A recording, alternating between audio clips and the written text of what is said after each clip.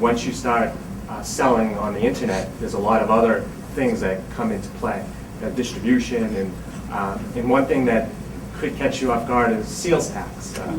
Based on the state that you're selling in and where you might have, again, a warehouse to keep stuff, and all of a sudden you have sales tax issues in those jurisdictions. So that would be my only other comment, just to be careful from your internal organizational standpoint, your controls that you have in place, that would be a key thing to be on top of and have up and running kind of before you really start looking at this new model.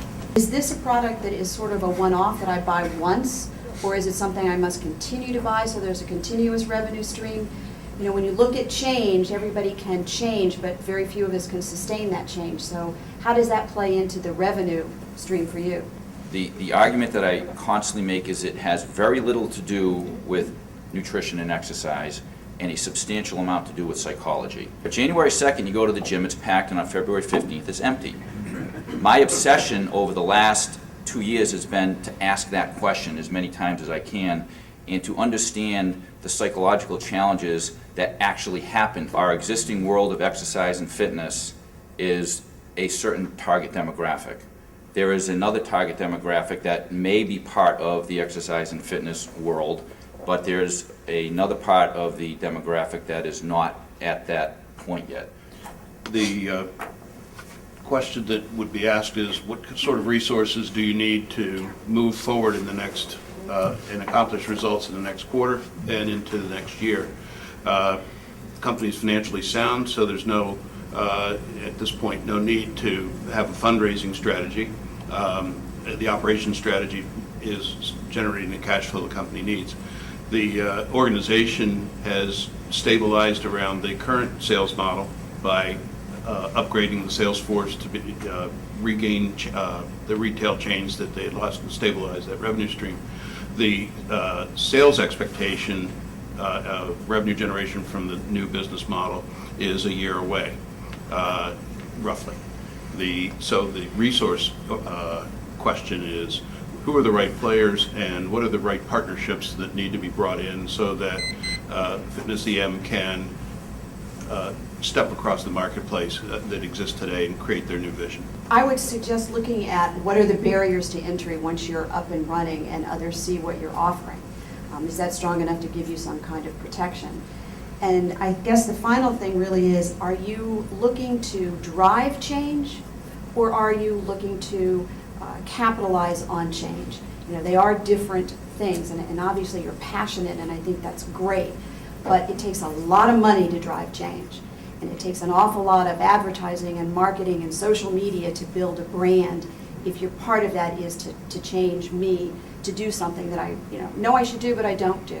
So I think that's something I would suggest seriously thinking about. I like the transition, I really do, from what you're doing now to the internet. I think it's a natural transition.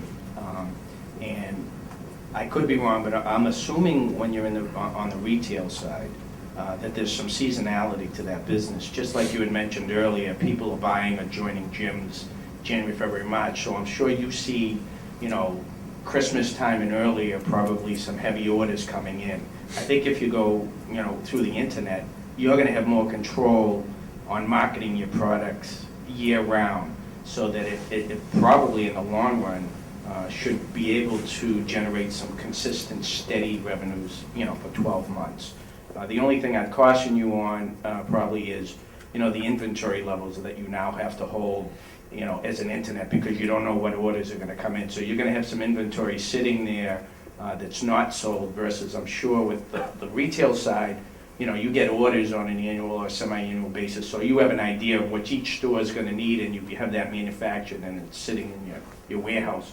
On the internet side, initially, you have no idea what the volume's going to be, and the last thing you want is to not have enough inventory and all of a sudden get inundated with requests. The greatest problem that your women have is they know what they have to do, but they're also moms, and they don't have the time. And no, they're not going to do what they need to do unless there's somebody who can lovingly nag them. Now that someone could be somebody from India who's going to be calling them at certain times, and who knows their names. It could also be a robot. But the important thing is, as part of your system sales, is someone, when you buy our products, when you're in our subscription, every day somebody's going to call you and say, you know, June, what did you do today? What are you going to do tomorrow? And you need an accountability partner. You are the accountability partner. That's your value proposition. This is fantastic. Just a couple quick comments. As far as the infrastructure, you guys are right on. My employees, I like to use the word detail-oriented, meticulous. They use this word anal retentive when they're referring to me. So you know, there's work that's being done in that area, and clearly appreciate that.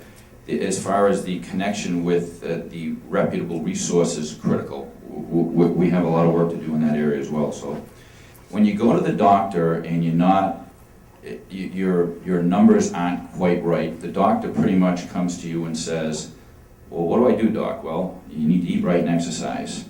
And what the hell does that mean? You know, that is what we call the empower prescription, which is what is step one, what is step two, what is step three? What do I need to do first? You can't just go and eat pepperoni. So the concept of, or the comment you made about accountability is the foundation of the program. So because without that, the world gets in the way, and no matter what objective you have on January 1st, on February 15th, it's gone. So thank you, everyone, for the feedback. This has really been great.